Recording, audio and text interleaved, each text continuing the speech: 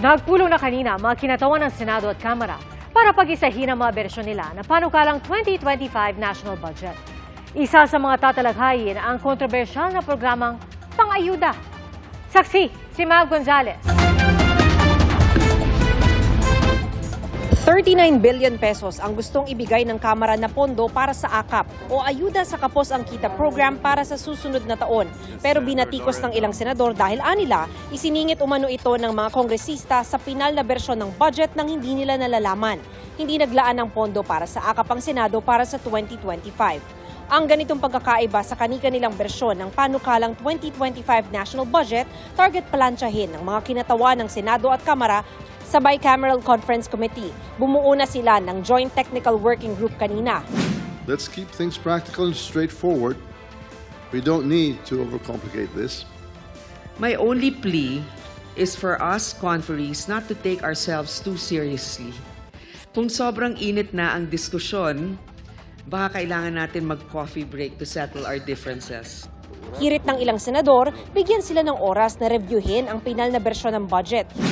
Before we sign the BICAM report, please give us enough time to read over again and check for everything, Madam Chair, before we sign, para hindi tayo magmukhang tanga. Yes, Senator De La Rosa, this has been the commitment of your Chairman of Finance as well as our Senate President.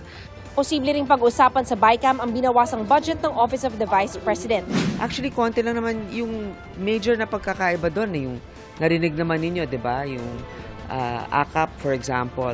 Nagkapareho naman kami doon sa mga iba't ibang mga inisyatibo rin. So, sa ngayon, intayin na lang natin kung ano yung magiging pagkakaiba. Kasi syempre, tinatawag nga babanggain yung dalawa eh. Siniguro naman ni Senate President Cheese Escudero na bago ang Christmas break ng Kongreso, maibibigay na nila sa Pangulo ang panukalang budget. Mahaba at komplikado man, inaasahan ko na sa takdang panahon pa rin sa darating na linggo, bago tayo mag-adjourn para sa Christmas break, ito'y matatapos, mapagtitibay na magkabilang conference panel. Para sa GMA Integrated News, ako si Mav Gonzales, ang inyong saksi. Hindi bababa sa 5 ang patay sa matining snowfall sa South Korea. Naitala ito sa Gyeonggi Province kung saan 4 ang natabunan ng niebe. Isa naman na nasawi na madisgrasya ang bus dahil sa kapal ng yelo sa kalsada. Ayon sa ulat ng news agency na Yonhap, 3rd heaviest ang niebeng umulan sa Seoul kahapon simula pa noong 1907. Ayon sa ilang residente, hindi rin ito pangkaraniwan para sa tinatawag nilang first snow o unang snowfall ng winter season. Nagdulot ito ng mabigat na trapiko at pagkansela na mahigit 100 flights. Sa Wonju, 11 sugatan sa karambola na mahigit 50 sasakyan.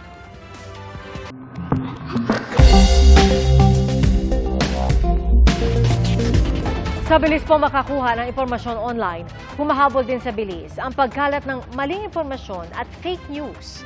Nakakaapekto na ito sa kabuhayan, kalusugan at kamalayan ng mga tao. Paano nga ba makikilatis ang totoo at peke? Saksi, si Maki Polido. Nakaisa natin sa Panata Fake News.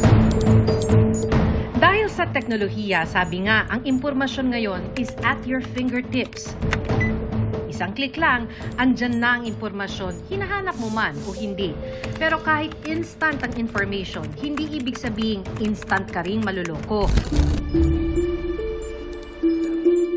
Sabi ni Professor J.M. Lanusa, isa sa mga nag-aaral ng pagkalat ng fake news. Kung maniniwala o hindi, depende raw sa iyong paniniwala, karanasan, biases o kahinaan. Yan ang pagsasamantalahan ng mga gustong manloko. Nasa likod nito ang mga for-hire na social media experts, marketing experts at scammers na hahanapin ang mga kiliti mo, maniwala ka lang. Designed to be convincing, kahit po gaano ka determined to be against it, kung ini-exploit niya yung weaknesses mo, yung cognitive weaknesses mo, or yung biases mo, mahirap questionin. Ang fake news may direktang kapahamakan na minsan pera o halos buhay na ang kapalit. Buhay po ang kapalit talaga. Taong 2016 nang madiagnose si Mary Ann Obnamia ng stage 2 breast cancer. Takot noon si Mary Ann sa pinapayo ng mga doktor na chemotherapy. Kaya ang hinanap niya online ay alternative medicine kontra cancer. Lumabas sa kanyang timeline ang mga produktong tinawag na natural chemotherapy at naakit siya sa mga pangako nito. Nahikayat so sa information na sinasabi nila na may natural content ng chemotherapy na hindi mo na kailangang magpa-chemo. Once na ininom mo itong mga to, na sabi nila hindi mo na kailangang makalbo, hindi mo na kailangan pumunta ng hospital, hindi mo na kailangan pumunta ng doktor, kasi may natural content ng chemotherapy. So naniwala naman po ako since ang ayaw ko nga po na magpa-chemotherapy. Matapos ang higit 4 na taong pag-inom nito, lumabas ang lesion sa dibdib ni Mary Ann at ang stage 2 cancer niya naging stage 4 na. Doon na siya muling nagpadoktor at sumailalim ng chemotherapy at ngayoy cancer-free na. On hindsight, inisip mo na, bakit ka napaniwala? O siguro sa part ko, yung hope na naghahanap ako ng ibang alternative pag-asa yun Parang susugalan mo yun kahit kasi nga po ayaw mo ng ganitong gamutan. Maliban sa direktang kapahamakan tulad ng nangyari kay Mary Ann, sabi ni Professor Lanuza, sa mas malawak o macro level, lipunan naman ang mapapahamak. Ang dinidisable ng disinformation ay ability to trust, ability to dialogue, ability to debate. Wala pong pundasyon yung democratic institutions natin. Walang maniniwala sa media, walang maniniwala sa schools. Paano ba masasalag ang fake? Gasgas na pero ito pa rin ang payo ng Sigla Research Center.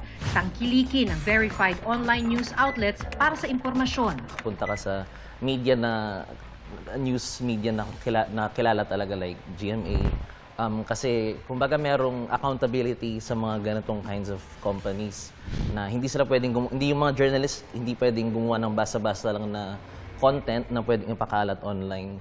Whereas kapag mga influencers lang yung pinupuntahan mo, walang accountability measures doon. So, yun, may tendency na walang nagbabantay sa kanila.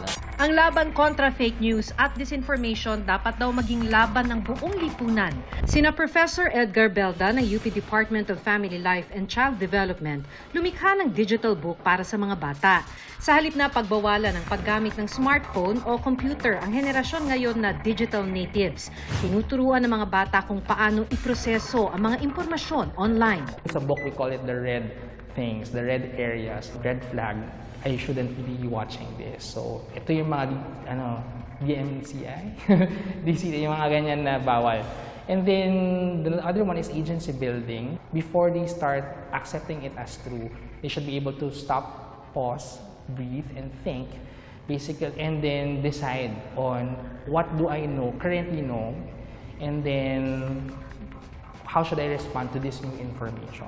Basically, that's debunking. Baka po narinig nyo na yung concept of debunking. Kailangan nila ng tulong ng magulang. May story guide ang digital book para gabayan ng mga magulang. Sa pamamagitan niyan, pati sila matututo.